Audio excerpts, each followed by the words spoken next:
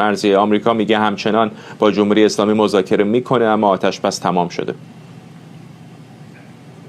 همینطوره. ترامپ خیلی قاطع میگه این رو به جمهوری اسلامی هم اطلاع دادیم که آتش‌بس به طور کامل در بازه زمانی فعلی به پایان رسیده، اما روند مذاکرات در جریان هست. بر اساس گزارش‌هایی که داریم می‌دونیم کوشنر، ویتکاف و آقای شخص جی دی ونس افرادی هستن که دارن این مذاکرات رو هدایت میکنن. میدونم پاکستانی‌ها و قطری‌ها فعال هستن. همین دقایق پیشتر بر اساس آنچه خودت هم اشاره کردی مکالمه تلفنی صورت گرفته بین پزشکیان و بین شهباز شریف و همینطور قطری‌ها هم گزارش‌هایی وجود داره حاکی از اینکه به تهران سفر کردن. امروز این روند مبادلات دیپلماتیک در جریان هست، اما میدونیم همزمان با همه این اظهاراتی که از ترامپ میشنویم ضمن اینکه توفاله خطاب کرد جمهوری اسلامی را ضمن حملات گسترده‌ای که داشت، تحریم‌های جدید رو هم همین امروز اعمال کردن. مشخصا تحریم‌هایی که گفته شده در راه کارزار فشار حداکثری صورت گرفته. گزارش‌های متناقضی شنیده میشه از داخل مطبوعات آمریکا. میدونیم که اکسیوس گزارش داده احتمالاً اینها هفته آینده قرار هست در سوئیس دوباره مذاکرات رو از سر بگیرن، اگرچه با توجه به تجارب دفعه‌های قبلی که این گزارش‌ها منتشر می‌شد و با توجه به تکذیب جمهوری اسلامی احتمال میره که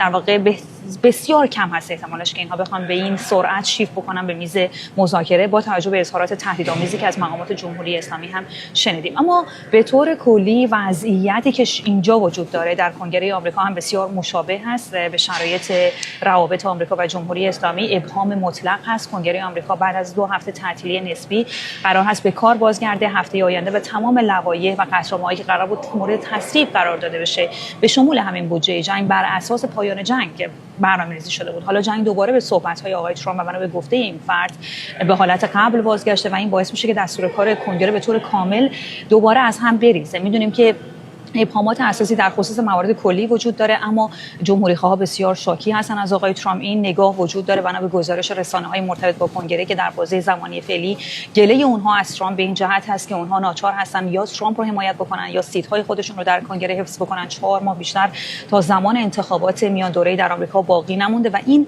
موضوع ایران که دوباره داغ شده باعث میشه که اختلافات بین جمهوری‌خواها همونطور که در ساعات گذشته و روزهای گذشته هم شاهد بودیم افزایش پیدا کنه و این نگرانی برای جمهوری‌خواها هست که عملاً کنگره رو از دست بدن و اینها بر این باور هستن که ترامپ هیچ اهمیتی به این موضوع نمیده. اینها بسیار دلخور هستن به این جهت که در 2 سال گذشته واقعاً کنگره یکی از پرچالش‌ترین سال‌های خودش رو گذروند. ما طولانی‌ترین تعطیلی دولت آمریکا رو شاهد بودیم در کنگره و تنش‌های بسیار شدیدی که به رهبری ترامپ صورت می‌گرفت و حالا در بازه زمانی فعلی جمهوری‌خواها انتظار حمایت از ترامپ رو دارن، حمایتی که اینها بر این باور هستن صورت نگرفته. بودجه این جنگ موضوعی هست که احتمالاً در هفته آینده مشاهدش خواهیم بود.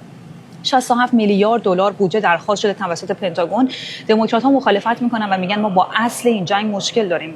خود این جنگ رو غیر قانونی میدونیم. حالا شما با ما میگید پولش رو بدید، پولش رو اصلا حاضر نیستن فراهم بکنن برای ترامپ، اگرچه راههایی وجود داره که این مسیر رو دور بزنن، اگرچه باید دید که در هفته آینده چه رخ خواهد داد. اما در خصوص قطعنامه پایان جنگ هم امروز در واقع حواشی زیاد بوده. میدونیم که خیلی از دموکرات‌ها دارن تهدید میکنن ترامپ رو که از اون شکایت بکنن به دستگاه قضایی دولت آمریکا.